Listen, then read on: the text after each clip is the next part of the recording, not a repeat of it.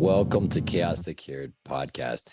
You're here with Jeffrey Fried and Kirk Patrick Miller, and we're here to talk about our own personal experiences and the way we have helped others, especially those on the spectrum. For Jeffrey, he specializes in individuals on the spectrum or with dyslexia. He's an educational consultant, and I speak very highly of him. Wrote best-selling book, Right Brain Children, Left Brain World. Definitely check that out. One of the things that we wanted to talk about, and I know this is something I struggle with quite a bit, which is obsessing or obsessive thoughts. And the way I kind of wanted to bring this up, and the reason I want to bring this up, is there are so many explosions that I see in my own, like looking backwards, so in my own history, but also in some of the people I work with. And you kind of see this build up, and what teachers often see as a temper tantrum or parents see as an explosion or irrational behavior oftentimes is there's something going on inside mentally, whether it's a desire, a need, a want, that, they're kind of on. And when it doesn't happen, or things don't come to pass, or whatever the factor might be, it comes out in aggression, and not always aggression. I would say explosiveness, sometimes depression, sometimes sadness, but it definitely comes out in a big way. So for me, and I'll just give one example so people have an idea, because I have obsessive compulsive disorder. I don't like the word disorder, but OCD for short. I have a problem actually even relaxing. Working, it literally is the only way I can relax, is to do something, which is painful. It's not fun. Some of my obsessions don't make any sense to other people. So whether it's cleanliness or whether it's a repeating pattern, there's a lot of things that get in my way. And when I was young, I would have anxiety, and from having these compulsions, because I didn't understand why I needed something. I needed it really badly, or I needed to play a video game, and I had to play it. That's the best word I can use. I felt like I had to, I needed to. And when I wasn't able to do that, or my parents said, okay, it's time to do this, like, let's go to church or something, or let's, that I can definitely remember times like that, especially on Christmas. I'm like, really? You open presents and then now you make me leave? That was just torture. So, but all joking aside, it was very difficult on me. And so I would have this massive meltdown. Jeffrey, I know you've had experience with some of this stuff.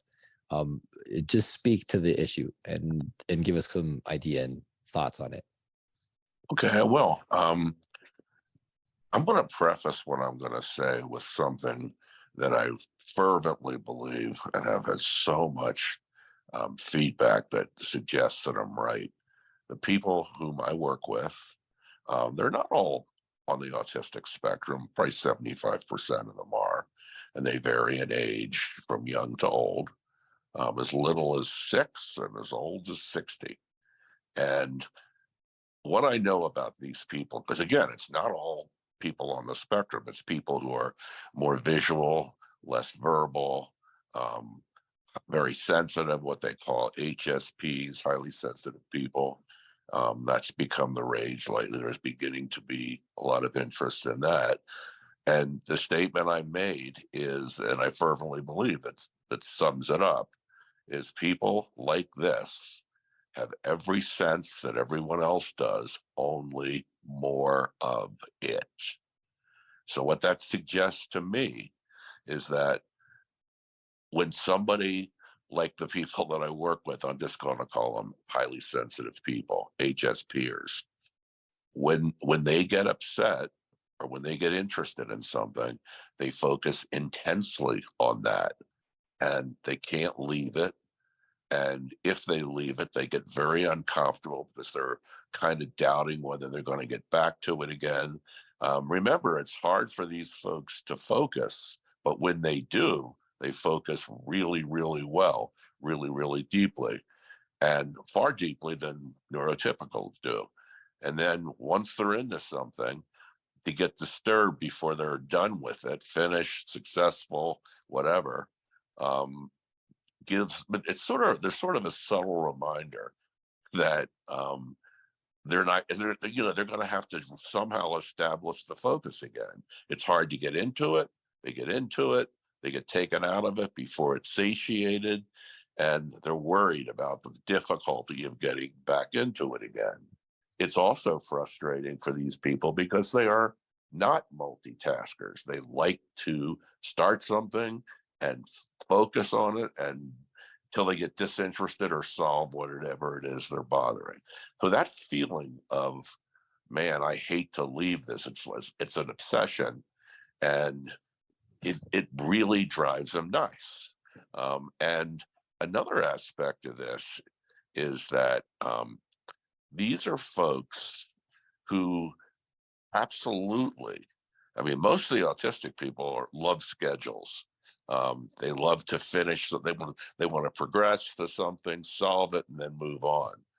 And they also have another thing where they have an uneasy mind. There's a book out that I never read, but I'm going to. It's called The Unquiet Mind. And that's the people that I work with. They absolutely need to be doing something to feel productive, to get something going in their head, because when nothing is going on, the anxiety closes in. They're always anxious. And again, we all get anxious at times, but this is super anxious. Unless you're the kind of wired like an HSP, you're not going to know what I'm talking about. So it's kind of a feeling like I should be doing something, I should be constructive. They really have trouble with quiet. So they've got to Oh, all, that's you. yeah. Um, Oh, like to a T. And, for people listening to get an idea, I was just trying to install like a new faucet, and the pipe that came was the wrong size, and in my head, I saw this project being completed easily without, and I had, gotten extra parts, everything. So I knew I could get it taken care of. Everything was wrong. Like, it just, and it was really little minute details. So the sink is just an older, porcelain sink. So the threading was just a slight bit too large. I'd measured everything, so I knew they should have fit. They didn't. My hands are like totally shredded up because I couldn't stop. I really could not stop until I got that thing installed. I did somehow.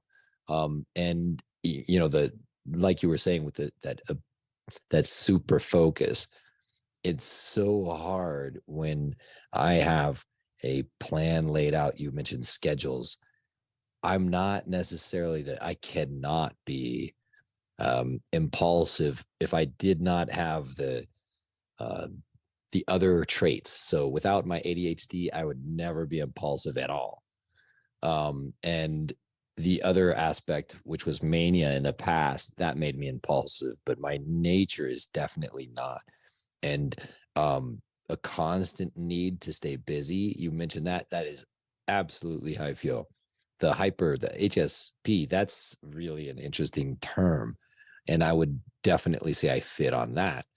So the obsession part, that what makes it so difficult is that not only am I programmed like that naturally, but every single device, every TV show, every social media site pushes me to feel that more. So everything is designed to pull you in.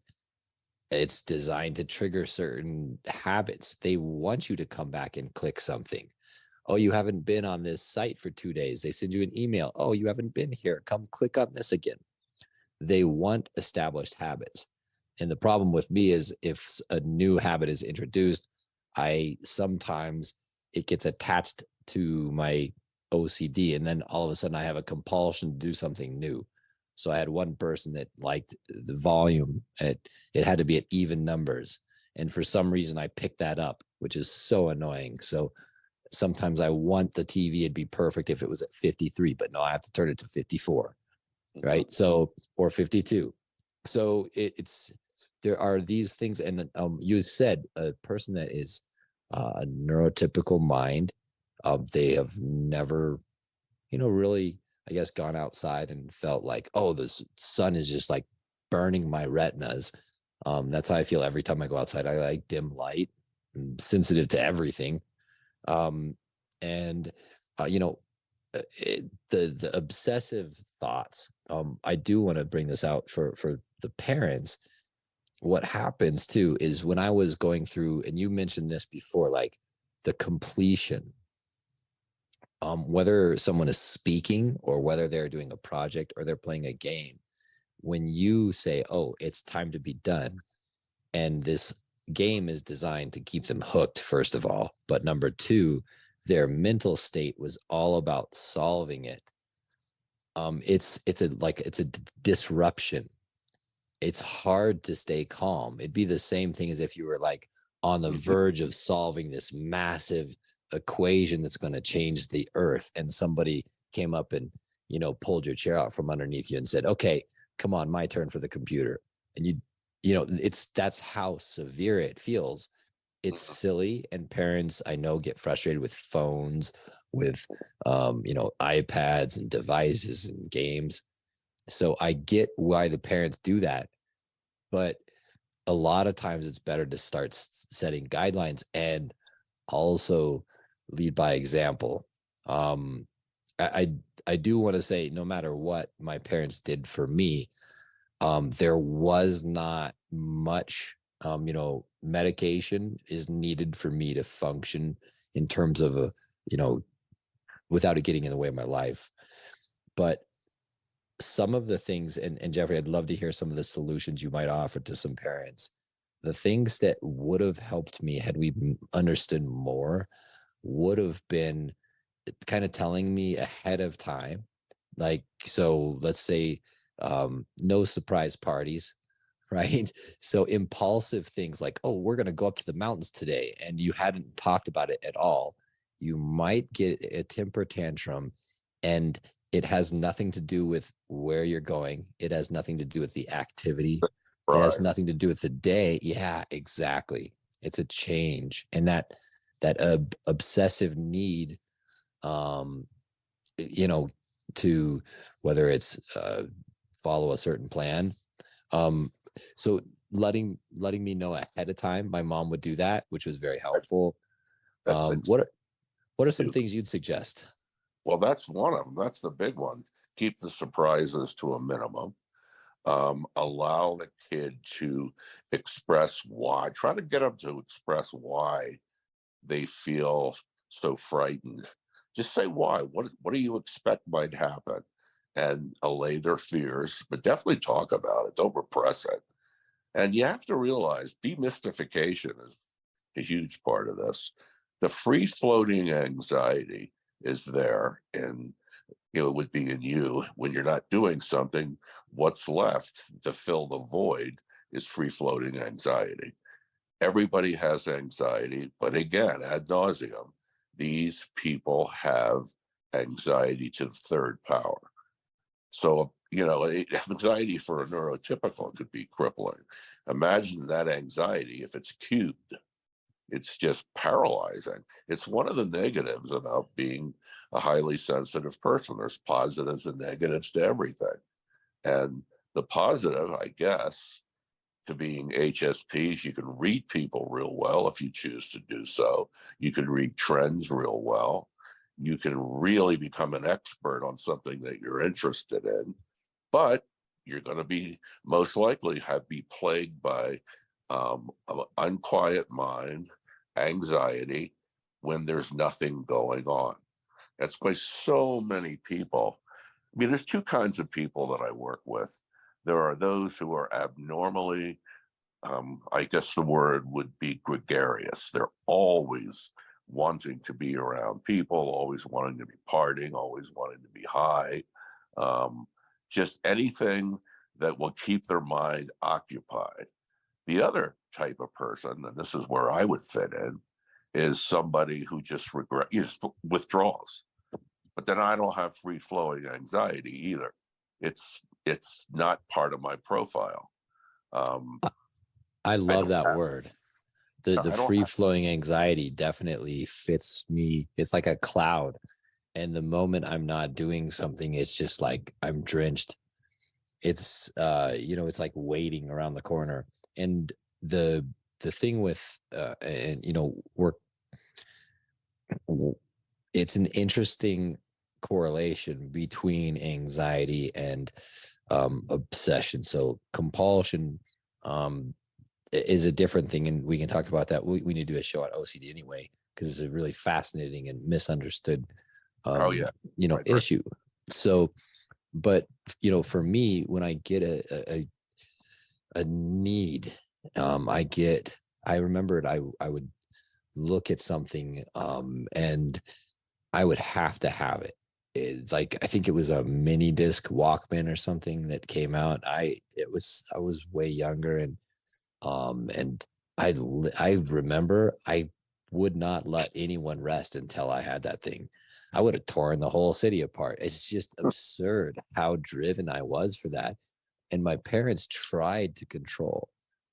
And the issue there was that when there's this drive behind this person, and they're going to do it, or they have this absolute need to do it, it's very hard to, as a parent, I know, and it just as a person that you love, watching them do something that is not good is so hard, Yeah, because a lot of times these patterns don't necessarily turn into good things, and they can be debilitating. They can lead to behavior that is like self-harm, which is never helpful.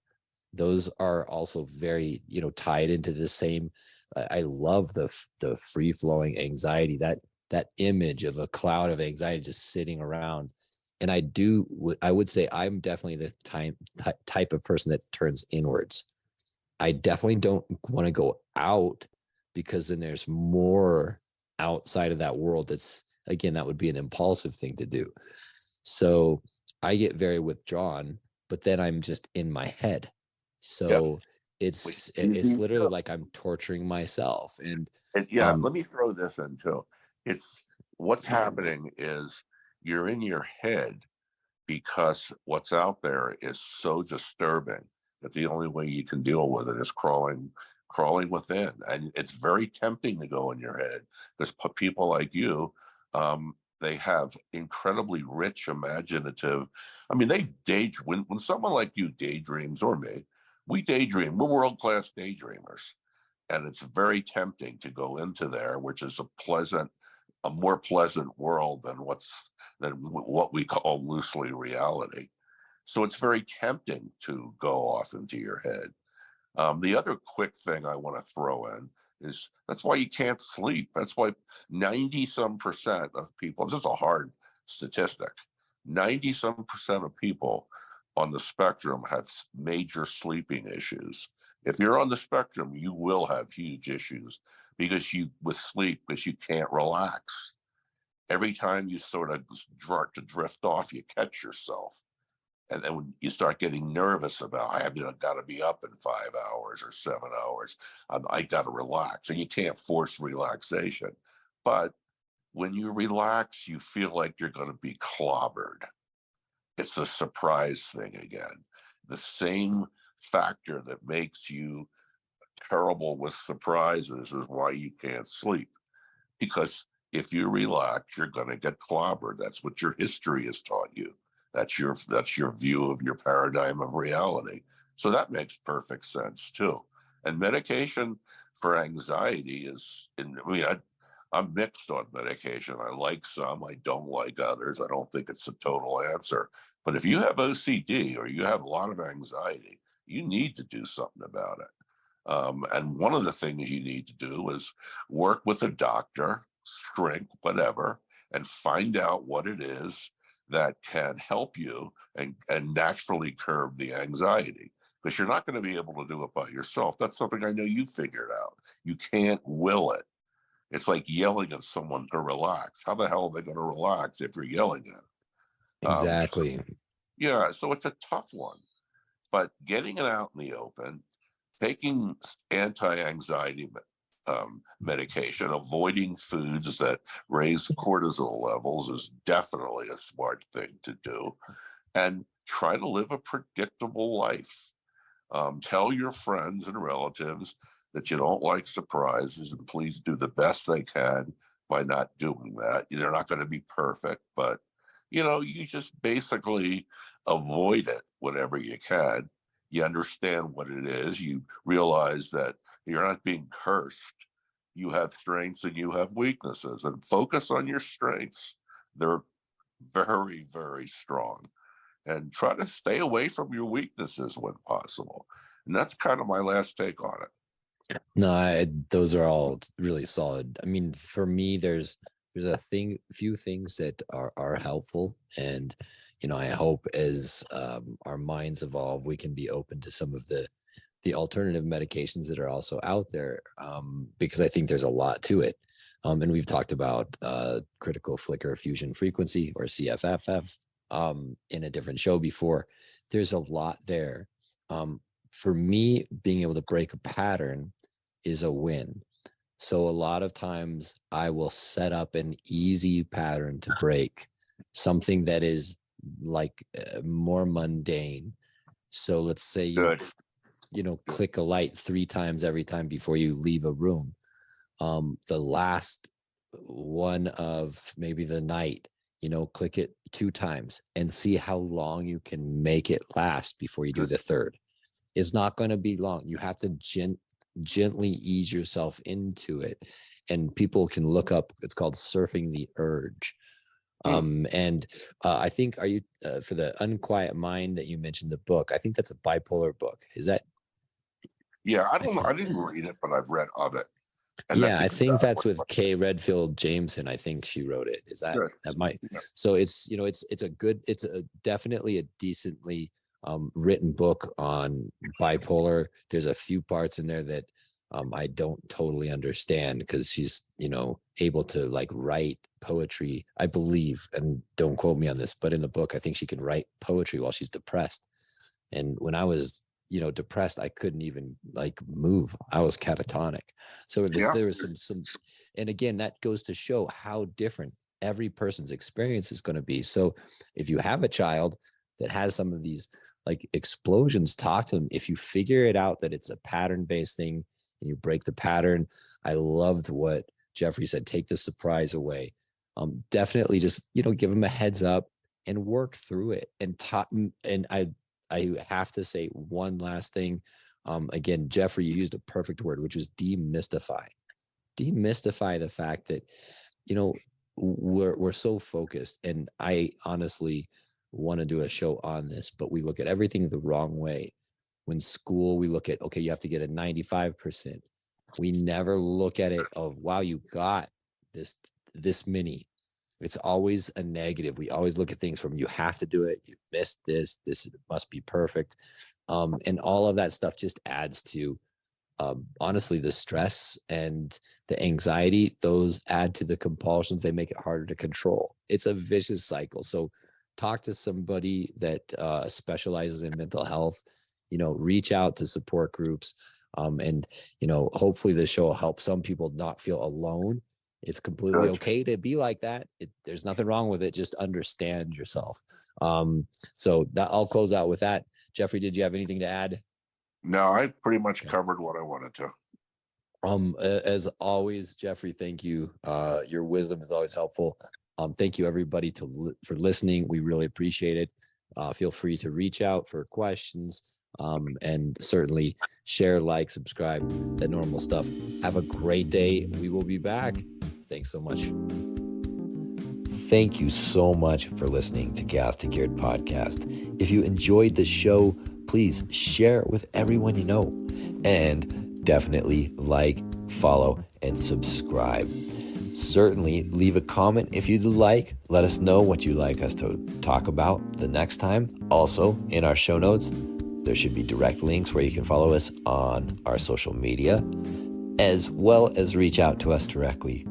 Thanks again, and have a great day.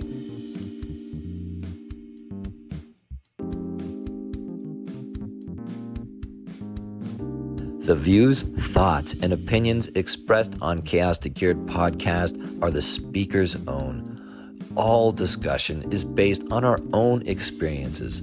We do not and cannot guarantee the accuracy or completeness of any information. Chaos2Cured podcast cannot give medical or health advice. All discussion is based upon our personal experiences and meant for general and educational purposes. This podcast is not a substitute for professional help or for diagnostic purposes for yourself or another. Chaos2Cured podcast always encourages you to consult an appropriate professional.